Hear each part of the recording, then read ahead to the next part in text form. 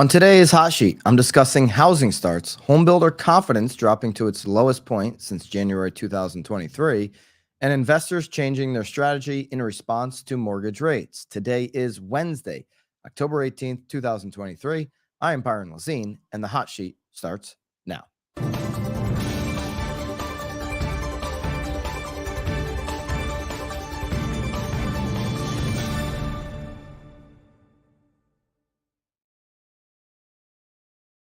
Good morning and welcome back here to the hot sheet. If you're in the live stream, please let me know in the live chat which market you're tuning in from. I'm up here in my Connecticut studio here for another day or two. Actually, I think 2 more days up here. Hope you're doing well. And if you'd like to get the most out of all of our content at BAM, consider joining BAMX. I have a link below and I have a 10% discount code for you. It's code HOT. Use code HOT when you sign up for BAMX to get 10% off, get access to all of our downloads from the hot sheet each and every single day, all of our courses, all our extra content, as well as our private community. Okay, let's jump into what builders are up to. We talked about builders a little bit yesterday, having the clear advantage on these rate buy downs.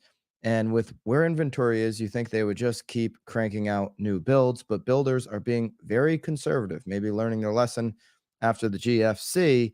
They're not building near the rate that we need them to, nor are they building at the rate needed to actually make up for the lack of inventory that we have.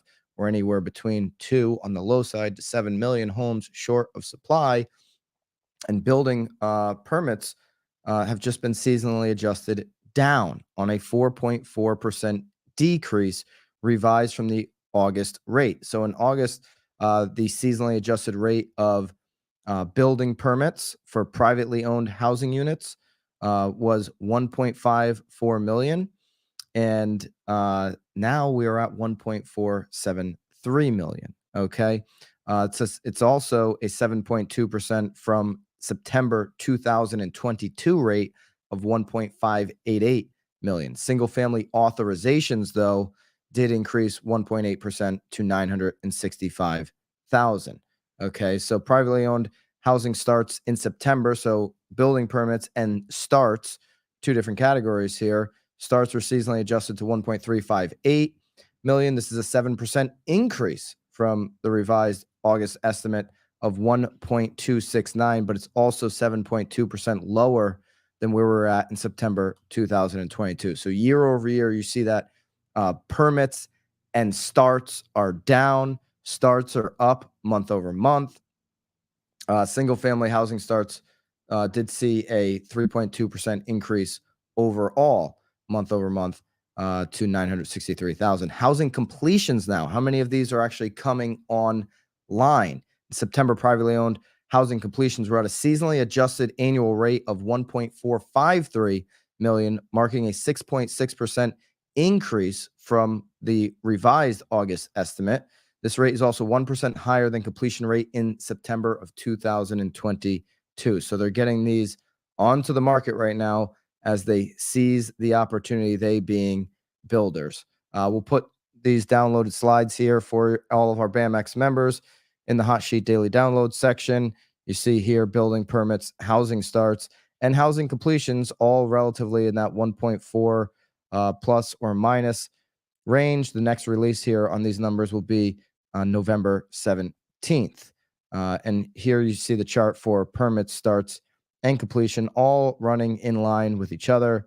Permits and starts, obviously, way down from 2020 and 2021 levels. Biggest issue that we have, obviously, on any of these is the price point. The average price point on new construction is higher than the median price point across America and in almost every single market. So while we're bringing in more new construction, a lot of it is not affordable for the buyers who are looking right now in this unaffordable market that we live in.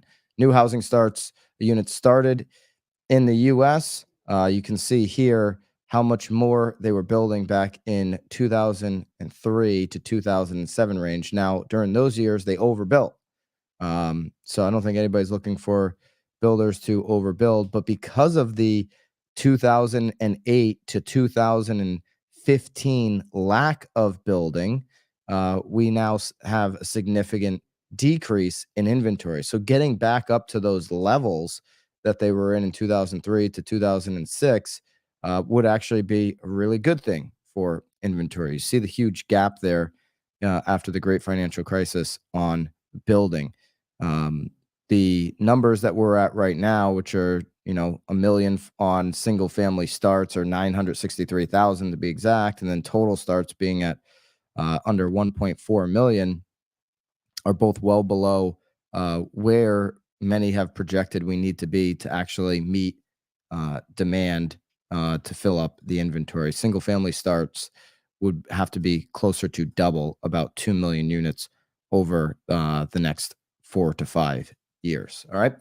So that's where builders are at on the recent update on housing starts. How about their confidence? How are builders feeling about the market right now? Now, we went through yesterday, some of the national ones are doing really well on their stocks. Their earning reports have been better than almost any time in history for builders, for the national builders. And the rate buy downs have kept some of their deals moving.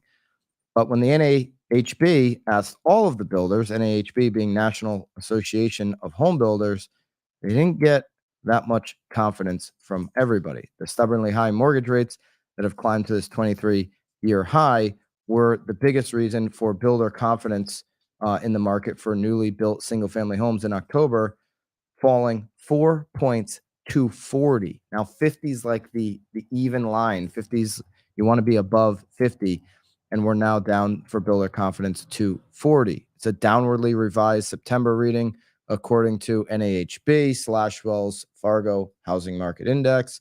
It's the third consecutive monthly drop in builder confidence. Here's the quote from one of the custom home builders in Birmingham, Alabama, member of NAHB. Builders have reported lower levels of buyer traffic as some buyers, particularly younger ones, are priced out of the market because of the higher interest rates and because these new construction homes are just priced higher than market most of the time. Higher rates are also increasing the cost and availability of builder development and construction loans, which harms supply and contributes to lower housing affordability.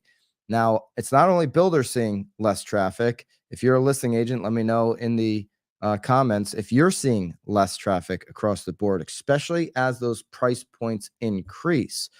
Speaking to one of the nation's biggest pickleball installers last night, actually.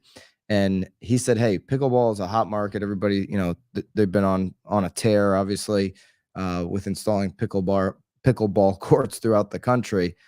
But he's even seeing it on some of the biggest spenders on these luxury items, and a second or third house for luxury buyers would certainly be a luxury item where they're really starting to slow down.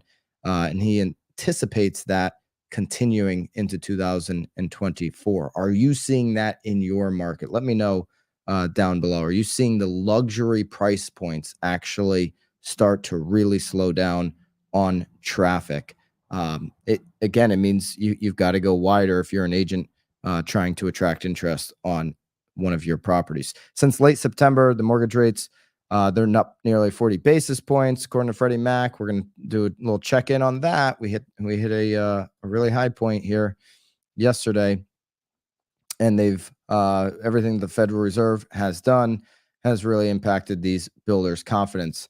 NAHB chief economist Robert Dietz says the housing affordability crisis can only be solved by adding additional attainable, affordable supply. Totally agree, Robert. Boosting housing production would help reduce the shelter inflation component that was responsible for more than half of the CPI, which we went over last week, increase, and aid the Fed's mission to bring inflation back to 2%. However, uncertainty regarding monetary policy is contributing to the affordability challenges in the market. This is also contributing to this very conservative approach for builders. Builders don't want to overbuild, overbuy on land, and be left holding the bag if we have an economic collapse. And a conservative approach would be, hey, Jerome Powell, what are you doing? Are you going to put the economy into a deep recession, or are you actually going to pull off this soft landing? Back in October, 32% of builders reported cutting home prices. Okay, that's actually less than the national number. Remember, that's 38%. We went through that this week. Right now across the country on all active listings, 38% are cutting prices. Builders only at 32%. So they're doing better in that category. It's the highest rate since December 2022. So last year, at the end of the year, when we saw the rate similar to the rest of the country, that was at 35%. The rest of the country was at 42%. So off 3 or 4%, 4% for overall active listings, off 3% from the high last year on price cuts for builders. The average price discount remains at 6% off of the asking price. Meanwhile, 62% of builders provided sales incentives of all forms in October, up from 59% in September and tied with the previous high for the cycle set in December 2022. And you can see here on the NAHB chart on their Twitter X where builder confidence is. It's at a low point here, in the lowest point in recent memory, outside of the end of last year when it got all the way down to almost 30. And of course, during the COVID second quarter there of 2020. Look at where they were at coming out of that end of 20, 21, 22.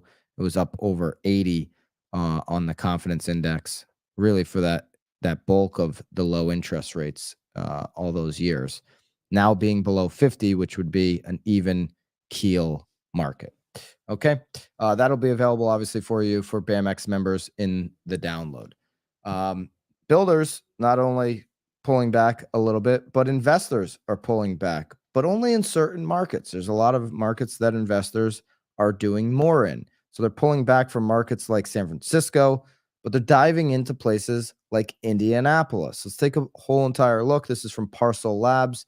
Lance Lambert put this together in the Resi Club. Investors' purchase to sale ratio as calculated by Parcel Labs. What's a purchase to sale ratio? A 1 would represent every home investor purchase. Okay, so you have one purchase over here. There was one investor home sale, and then or one home purchase from an investor, and then over here you have an investor selling a house. That would be 1 for 1. An investor buys a home, an investor sells a home, right? There's this belief out there that investors are buying all the homes. It's not actually true, but you do hear some people saying that. Okay, so what is the actual ratio in certain markets? And there are markets where that isn't an even swap, buy one and sell one. They're doing more than just 1-to-1, or some markets where they're doing less. Let's take a look here, and this will be available for everybody that's a BAMX member in the daily download for you. Look at Indianapolis in August. It's a 1.72 ratio. So Indianapolis leading the pack for markets for investors, saying, I want to buy more of Indianapolis. For every one investor sale, they're buying 1.72 homes, almost a 2-to-1 ratio in Indy. Philadelphia at 1.68, Denver at 1.64, Milwaukee 1.64, New York 1.63, Nashville almost 1.5-to-1, Charlotte 1.4, Jacksonville 1.38. This is all August numbers. You can see that this trend started though back at the beginning of the summer for many of these markets. And it's picked up significantly in places like Jacksonville. In Jacksonville, back in February and March, it was less than 1-to-1. It was 0.92 purchases rather to every one sale. Now let's look at some of the areas that investors are seemingly getting out of and are really, showing that throughout the entire year. Places like San Francisco, they're only buying 0.26 homes for every one sale. So investors are getting out of San Francisco at a much higher rate than they would be getting into a place like Indianapolis. San Jose, the investors are getting out of there. For every 0.3 homes bought, they are selling a full home.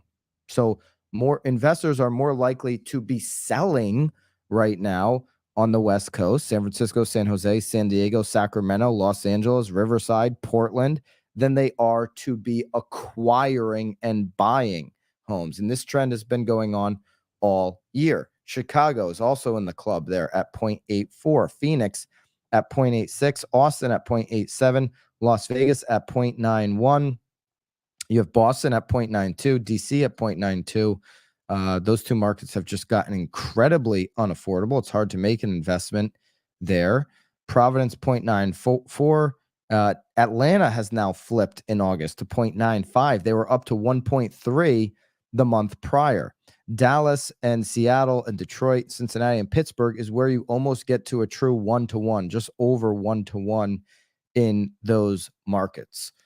So anybody looking for an investor who wants to expand into some of the hottest markets, this might be a good table to show them. This is where other investors, this might just be a good starting point, right? Hey, there's a lot of investors right now that are digging into places like Indy, Philly, Denver, Milwaukee, and New York, Nashville and Charlotte and Jacksonville, Miami as well. Why are they digging in there? Can we get connected with an agent? Can we get some more research on these markets? Maybe you're working with an investor who has a desire to go out and buy some units. Are these markets to look into?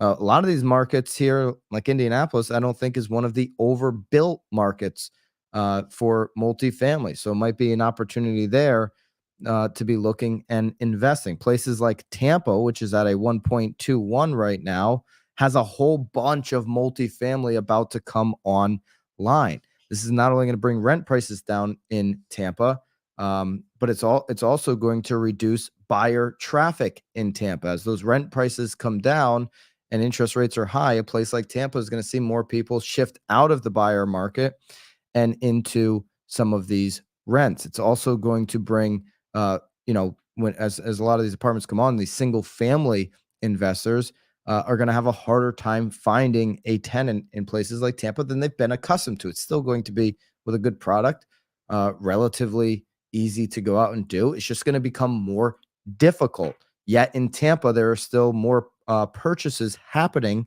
than there are sales from investors. So long-term, investors still love that market. Okay.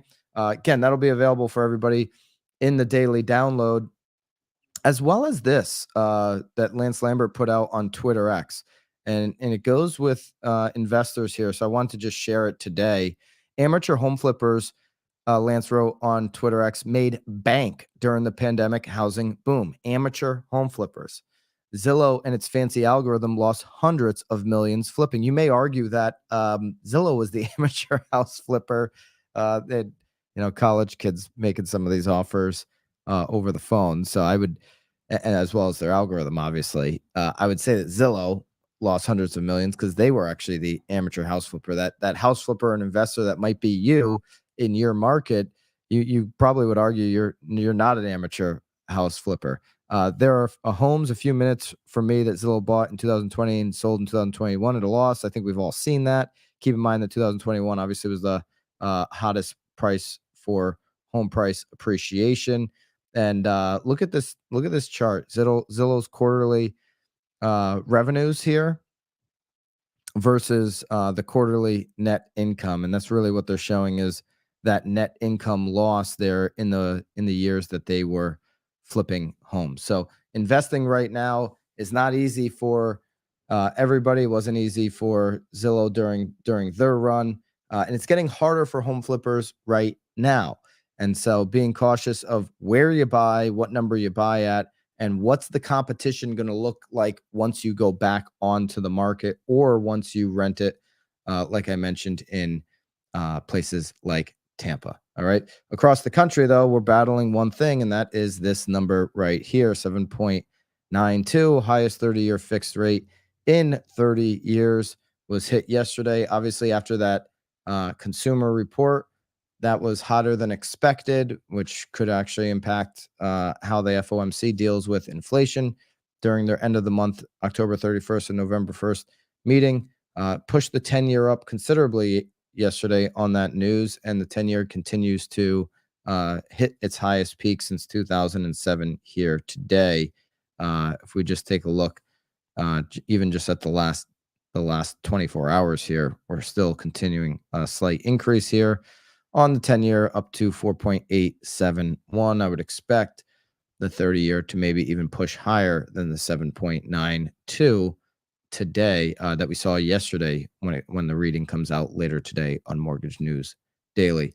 Stock market today here for the live folks is down again. Dow, S&P, and NASDAQ all down. All right. Let's start here to the Wednesday. Let's have a great day. We'll see you back here tomorrow on the Hot Sheet live, 9:30 on the East, 6:30 on the West. Until then, toodaloo.